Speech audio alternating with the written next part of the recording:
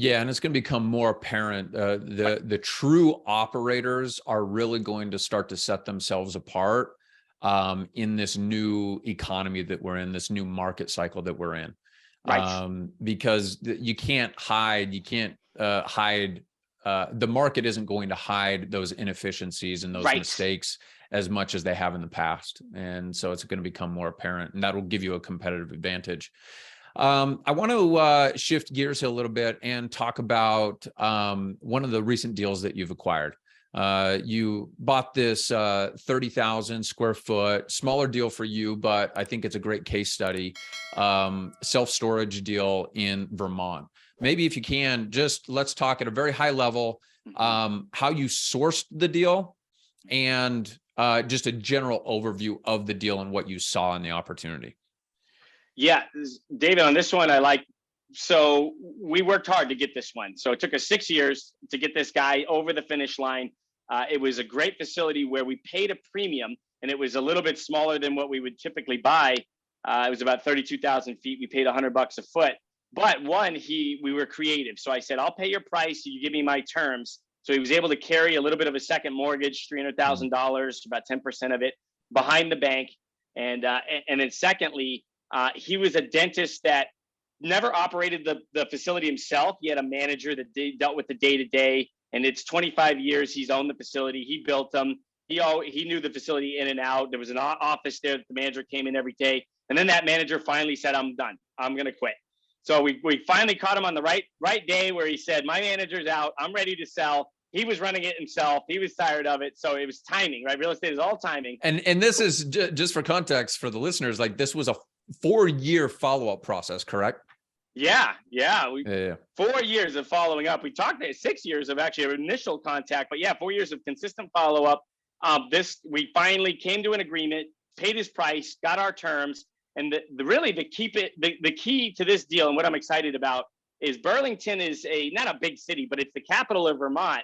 We're off an interstate highway. We have Chili's, Walmart. We have all the big Denny's next to us. So there's good trade. It's good visibility, good demographics with a lot of apartments. And the key is there's no REITs out here. There's no public or big quality operators. So all the mom and pops are like 20 to 30% low on their rents, even in a down market, because everybody's full. And this is the key in storage is if you have high barriers to entry, like Vermont is, the state is very difficult to develop in. Obviously, it's a very green state and they don't like a lot of commercial development. One, you can't get a new developer in there and just flood this place with storage.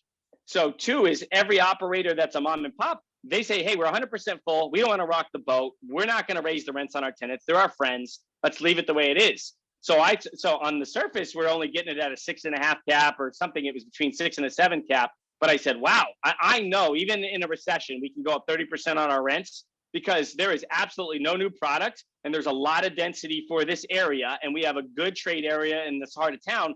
And I'd love in a year for me to be back on your show. I think even if we're in a heavy recession, I know I'm going to pull this off, or I'm going to raise revenue in a down market 20 to 25%. And I'm going to increase the value, I think, by 20, 25%. And this is without any construction. This is a pure operational play. And I think it's due to being just right place, right time, buying the asset in an undersupplied market that I think we have an advantage in. And from a financing perspective, obviously you got the dentist to carry the previous owner to carry roughly 10%. Where do you get financing for a project like this? Yeah, I would say if you have sponsors that are on their way up and they're trying to grow their real estate business, you got to build the relationships with credit unions and regional banks. I've looked at every single institutional national bank, the Wells, the City, all of them, Chase. None of them are going to give you competitive terms on a small real estate project between 2 and 10 million in some region of the country that's not in a core market.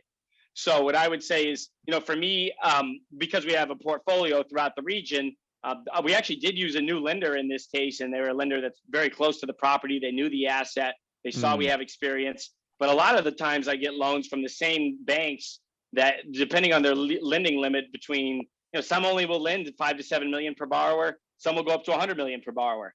But what we do is we create that depository relationship. In the beginning, one piece of advice that I used from 20 years ago was buying a CD, $2,000 to $5,000 CD, pulling a personal credit line on that, or a personal loan collateralized by that CD, make the payments and pay it off to the bank.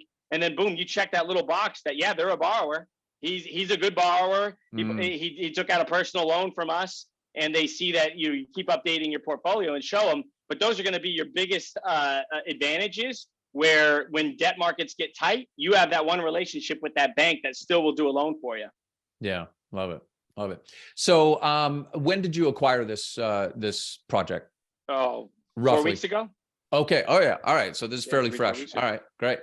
And over the last 4 weeks, how have things gone with the acquisition? Maybe 2-3 weeks ago. Yeah. Okay. Good. So it's really fresh. Very fresh. Yeah. And it's always a rocky ride. The bank at the last minute retraded us. I pushed back it was very challenging, got the deal done. Right now it's the takeover. So that is the operational process of, anyone in storage getting the new credit card numbers and putting them into the system is the worst part. None of these credit card facilitators want to share the information. So it's been good so far, but we really don't do a significant rent increase right out of the gate. We want to just make a few improvements to the property, and then start to do that rent increase after we have everybody established in our new rent collection system.